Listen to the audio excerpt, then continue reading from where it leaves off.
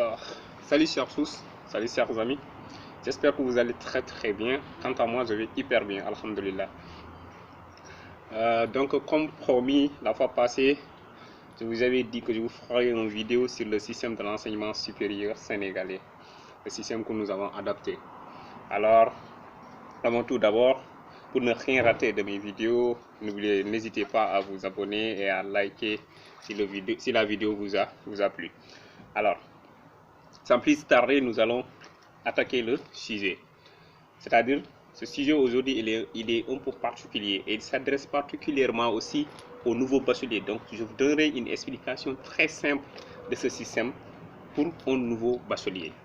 Voilà. Donc, cela veut dire que les termes que j'utiliserai, ce ne sera pas des termes peut-être qui se trouvent dans le texte, mais des termes que vous pouvez comprendre de manière très simple et que vous sachiez ce qui vous attend une fois à l'université, une fois dans les universités du Sénégal.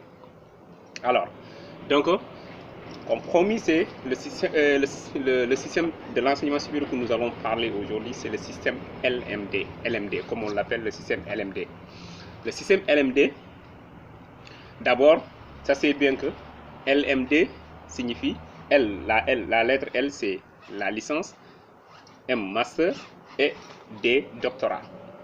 Alors, dans cette vidéo, nous allons d'abord voir, ou bien nous allons d'abord essayer de donner une définition au système LMD. Qu'est-ce que le système LMD? Après, nous allons voir son architecture, après ses grades, c'est-à-dire les diplômes qui le composent, et son fonctionnement. Donc, voici, et enfin, parler un peu de ses avantages et de ses inconvénients. Bon, en guise de nota bene. Alors, qu'est-ce que le système LMD? Bon, le système LMD, pour une définition très simple, c'est l'ensemble des mesures modifiant le système de l'enseignement supérieur pour l'adapter aux standards internationaux. Bien évidemment, ça veut dire que le système LMD, c'est un système qui est appliqué dans beaucoup de pays du monde. Alors le Sénégal, étant un pays de référence en matière d'éducation, ne fera pas, bien évidemment, une exception. Donc il était tenu de se conformer à ce système. Alors, son architecture, comment est constitué le système LMD? Le système LMD est constitué de 3 diplômes: la licence, le master et le doctorat. Maintenant, chaque niveau a ses réalités, chaque niveau a des conditions à faire pour passer à un autre niveau. Le premier niveau, c'est la licence, le deuxième niveau, c'est le master et le dernier niveau, c'est le doctorat. Alors, pour ces grades, c'est-à-dire, d'abord, on commence par la licence. La licence, c'est Bac plus 3. Le Bac plus 3, c'est-à-dire après le baccalauréat, une fois à l'université, vous avez besoin de faire 3 années pour avoir votre licence. C'est à noter qu'à l'université, l'année veut dire classe. Ça veut dire quoi? Vous pouvez redoubler une année. Cela ne vous, même si vous redoublez une année, cela ne vous fait pas, nous donne pas le niveau de la deuxième année, mais vous avez toujours le niveau de la première. Donc là-bas, l'année, ça veut dire classe. Alors, la licence, nous avons 2 types de licences. Il y a la licence fondamentale, cette licence qui te permettra de continuer tes études beaucoup plus long, mais aussi une licence professionnelle qui te permettra une insertion dans le monde professionnel, c'est-à-dire tu as une licence qui te permettra de travailler. Donc cette licence ne vous permettra pas de continuer de faire de longues études, mais la licence académique, elle vous permet d'aller beaucoup plus loin. Alors, le baccalauréat et le master. Le master, c'est Bac plus 5. Bac plus 5, c'est-à-dire, après la licence, vous aurez besoin de 2 ans encore pour le diplôme du master. Alors, le master aussi, comme la licence, nous avons 2 types de master. Nous avons le master préparant à la recherche, c'est-à-dire le master académique, si vous voulez, qui vous permettra de faire de longues études, ou bien le master professionnel qui vous permettra de vous insérer dans le monde du travail. Le baccalauréat et le doctorat. Le doctorat, c'est Bac plus 8. C'est-à-dire, après le master, vous aurez besoin de 3 années au minimum. Pourquoi au minimum? Parce que vous pouvez aller 4 ans, 5 ans, ça dépend. Mais vous aurez besoin de 3 années au minimum pour décrocher le doctorat.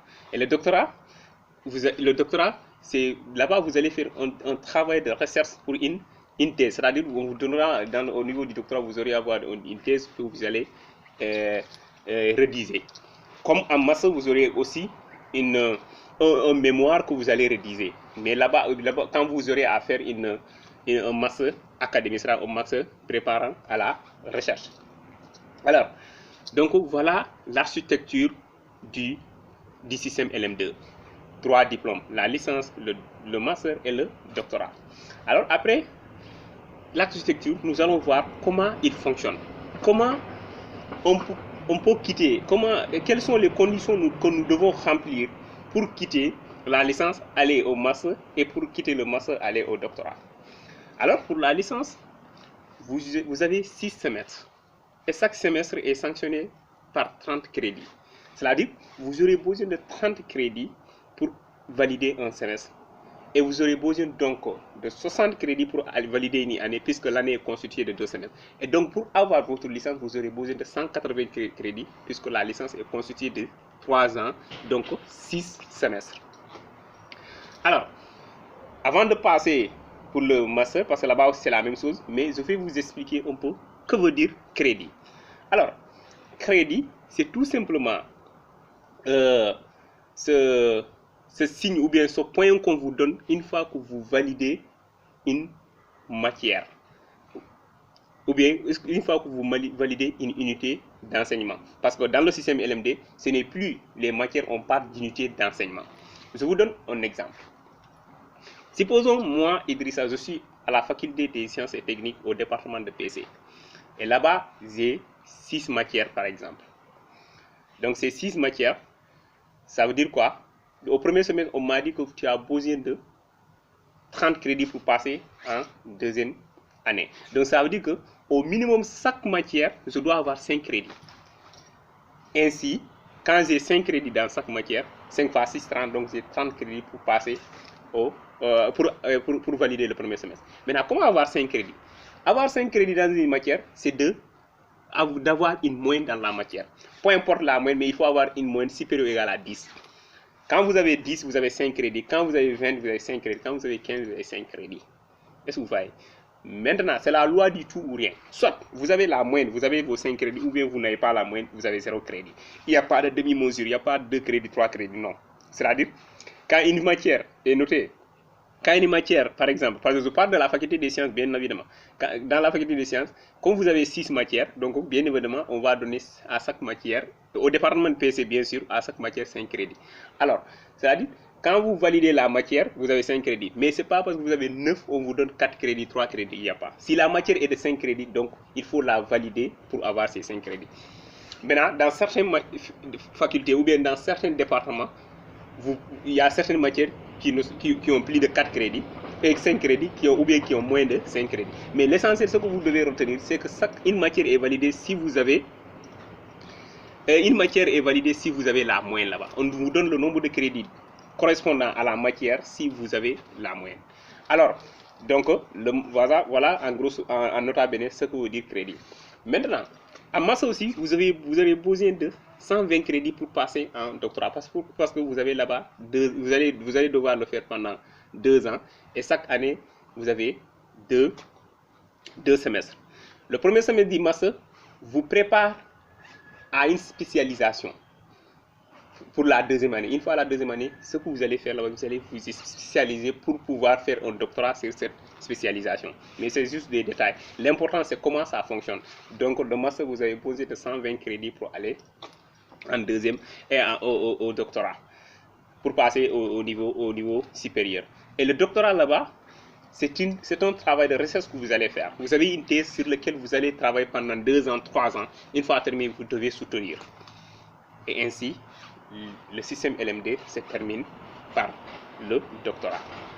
Alors, chers amis, voilà en quelques mots la définition du système LMD, son architecture, ses grades, ses diplômes et son fonctionnement. Alors, ses avantages et ses inconvénients. Les avantages du système LMD, c'est qu'il est appliqué dans beaucoup de pays européens, dans beaucoup de pays d'Afrique même. Alors, ça veut dire que ça vous permet une mobilité intellectuel. Donc, vous pouvez quitter votre pays, aller faire vos études ailleurs sans aucun problème parce que vous avez les mêmes standards. Donc, ça, c'est un avantage inestimable. Les inconvénients du système LMD, c'est spécifique à notre pays parce que nous venons de l'adapter. Donc, toute chose nouveau, il y a toujours des dérèglements. Alors, les inconvénients, c'est le taux d'échec. C'est-à-dire que les étudiants n'ont toujours pas compris qu'est-ce que c'est ce système LMD. Comment ils peuvent y prendre pour ne pas tomber dans le piège du système. C'est pour cela d'ailleurs, cela me permettra de vous faire une autre vidéo, vous donner ma petite expérience sur ce système, comment vous devez vous y prendre et vous expliquer aussi que signifie valider une année de manière provisoire. Il y a tout ça là-bas. Ça, c'est des détails que je vais faire. Je vais vous faire une autre vidéo spécifique pour ça. C'est des conseils que je donnerai là-bas. Maintenant, vous expliquer que signifie passage à valider une année provisoirement. Alors, c'est là que s'achève cette vidéo. J'espère qu'elle vous aura plu. Si c'est le cas, n'hésitez toujours pas de vous abonner, de partager la vidéo et de liker et de laisser des commentaires pour peut-être d'autres sujets même que vous pouvez me laisser pour que je puisse savoir comment aussi aborder d'autres sujets si cela vous intéresse. Alors, chers amis, je vous souhaite de passer une excellente journée. Bien vrai que chez moi ici, la journée elle est déjà terminée. Mais donc, de votre position géographique, je vous souhaite une excellente journée ou une excellente nuit. Prenez bien soin de vous.